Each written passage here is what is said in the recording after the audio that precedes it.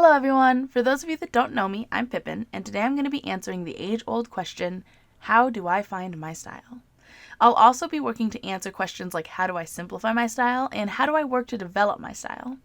If you have any questions on how to study, practice, or do anything art related, please leave me a comment below and I'll try to answer those in a future video. This particular question came from Tom on the subreddit Art Advice.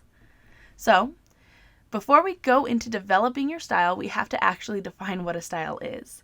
I think most people would define style as the thing that makes your art uniquely yours. And that's true, but what makes a style stylized as opposed to anatomically incorrect? What makes a style more or less good than another style? When you say you want to develop your style, what do you mean by that? Do you want to have a specific look to your art, or are you wanting to be able to cut corners and not have to draw realistic fingers or feet because they're hard? I know that sounds like a harsh question, but it's not meant to be. If you don't want to draw feet and instead you want to draw triangles or find places to hide them and have people just assume that they're feet, that's fine. Wayne Reynolds did that for a long time. But you need to figure out how to do it in a way that makes sense and looks good, just like he did. Which comes with study and intention, and too many artists, myself included, have excused flaws by saying, that's just my style, when first starting out, instead of trying to understand why a foot can just be a triangle and still be okay. So, is style just intention then? While this can be true, there was a point in my artistic career where I was kind of just vibing, not really trying to stick to any one style, so that I could grow without limits, and people would fairly frequently tell me, hey, I saw this and I just knew it had to be your newest work. I was actively avoiding style at the time, and even still, it was apparently noticeable enough by others that they were able to tell my piece from someone else's. I personally think that style is a mixture of intentionality and learned experiences.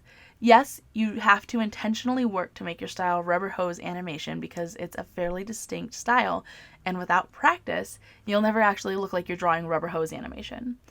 But once you've built up enough skill and understanding, your own personal flair on the style will just come out naturally.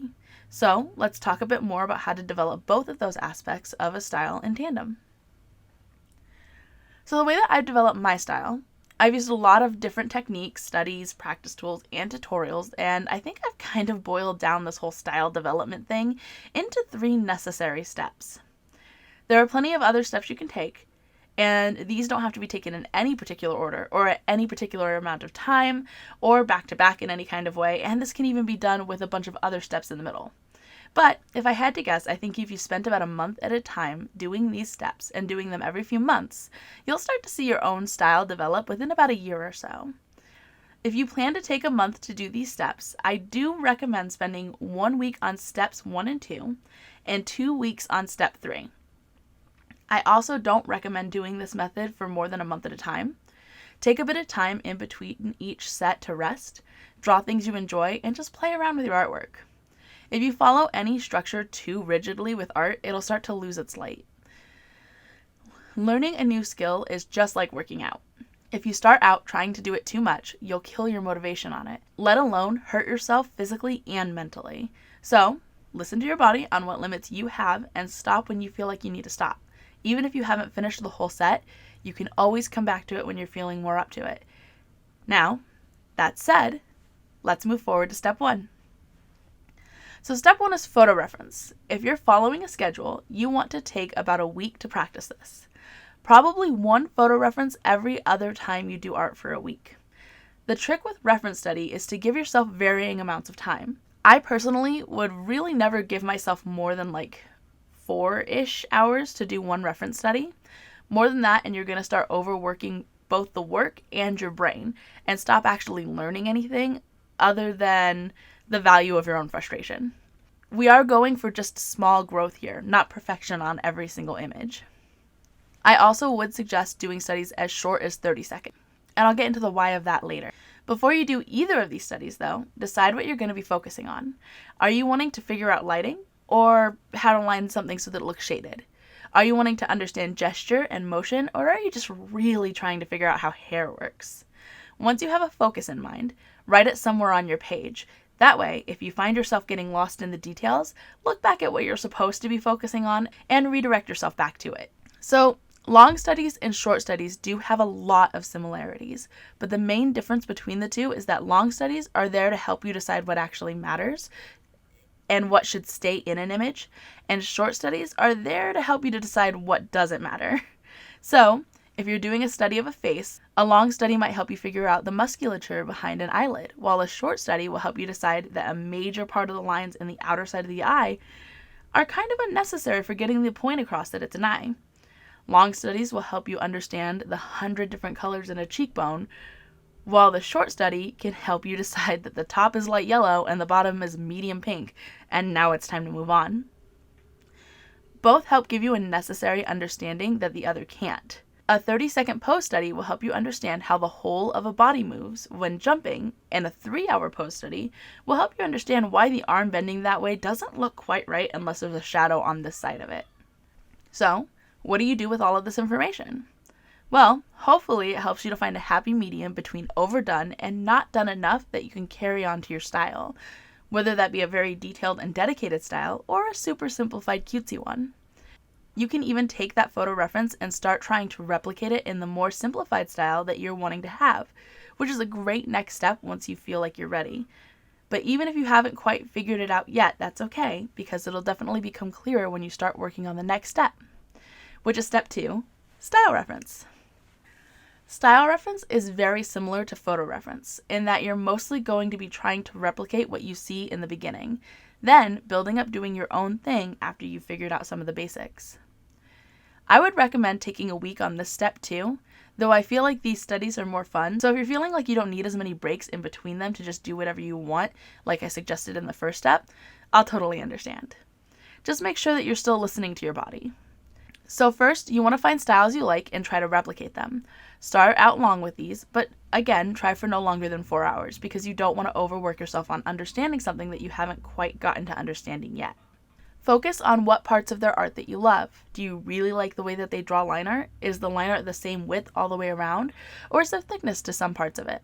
Do they use cross-hatching or is it all kind of clean? Do you like the way that they color? Color pick their work to see what kind of things they do differently than you do. Next, try to find some styles that you actually don't like and try to replicate them or turn them into something that you do like. Take time to understand what about an art style that you don't like. Do you not like the colors they chose to put together? Is the expression just off in a weird way? Does the hair look kind of like noodles in a bad way? Try and draw their picture again, leaving things of their style that you do like in it, and then changing what you don't. When it comes to developing your style, understanding what you don't like in a style is probably more important than understanding what you do like in one. That said, don't post your corrections up on any social media without consent of the original artist because that's just rude. Anyways, as you're practicing these, start varying the times again. Do studies that are only 30 seconds long. If you like J. Scott Campbell's line art but can't figure out what about his details are what makes you like them, only give yourself a minute to replicate it, and you'll likely find out that you like the way he adds intricate detail to one specific part of the scales and then implies the detail of the rest. If you don't understand why you like the way Sakimi-chan paints skin so much, try to figure out how to soften it in a similar way while still keeping highlights intact without color picking every other pixel.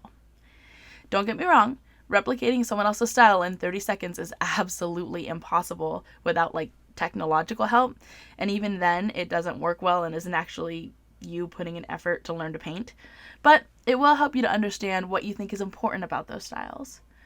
Once you've figured some of those things out and feel like you've gotten the hang of it, try to combine the styles, just 2 artists at first, and maybe start with similar ones, but then really start to Frankenstein them. Take rubber hose animation and add in detail that you like from Jack Kirby. Then color it like WLOP, W-L-O-P, and see what you get. Trying out all the different combinations that you can think of will help you decide what you're comfortable with, what you like, and what you're proud of. This will help you decide what you want to push forward as a style. But there's another step that will actually help you force your style to come out to light, and that's step 3, individual object studies.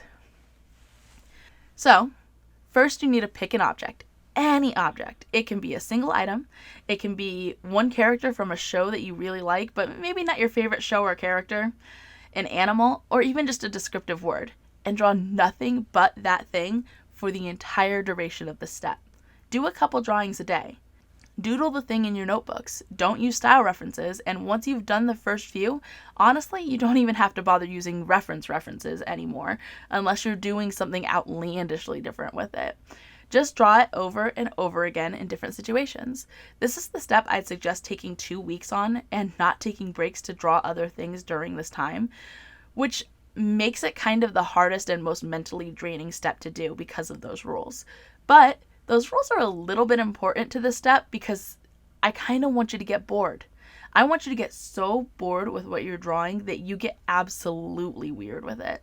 I want you to stop caring what the thing you're drawing looks like or how perfect it is and just let the feral art goblin inside of you out. I want you to be so sick of that little asshole object that you draw it ugly. I want you to feel bad and ask it for forgiveness and draw it with love and care right after. The goal of this step is to really scratch at your brain for ideas, and when you're all out of ideas, let whatever is left over guide you into a new understanding of the style. This step is meant to bring out your creativity in a dirty and almost violent manner. And if you find yourself unable to handle it, there is no shame in stopping. Once you've finished this step, though, treat yourself with some care and only drawing things that make you happy for a good while after. Okay, so that's all the steps and the tips on how to really encourage a style out of yourself, but you also need to remember to be realistic with yourself. Your perfect style, the one that you're craving and trying to really get, won't develop overnight. In fact, you'll likely never be satisfied with your style. I don't know any artist that is. That's kind of the beauty of a passion, though. If you're truly in love with it, you'll pretty much always want to push it a little farther forward. Enjoy where you are and how you got here. And heck, if you're feeling like you're not as far on your artistic journey as you want to be, redraw an old piece from a year ago or more. Except here's the kicker. Only look at that piece every once in a while so you're not letting your old habits get back to you again. All of that said, also prepare yourself because you might start seeing results fairly quickly. I know that doesn't sound like such a bad thing, but I'm a burst learner. I tend to gain skill all at once, and I even kind of scare myself being like, whose spirit just possessed me while I painted this? And then I plateau for months. I get discouraged because I'm not constantly growing at that bursty rate. So, regardless of which type of learner you are, please remember to be realistic and don't beat yourself up. I know you hear this all the time, but it is a marathon, not a sprint. Anyway, thank you guys for sticking with me to the end. If you haven't noticed, I have started posting a lot of shorts, including affirmations for creators. I also intend to continue doing that in the future, so if you have a suggestion for those or any sort of fun art challenges, please let me know or tag me in them. And if you have any questions on how to do anything artistic, please also ask those in the comments below. I love getting to answer these. They bring a certain kind of joy that I can't really describe. But anyway, if you like the video or like my art, please hit me with that like button and subscribe for more art advice, life advice, and some memes. And as far as I understand, if you really like my content, ringing the bell also gets you actual notifications about when I post too. Anyway, I hope you have a wonderful day, and I hope to see you in the next video. Bye!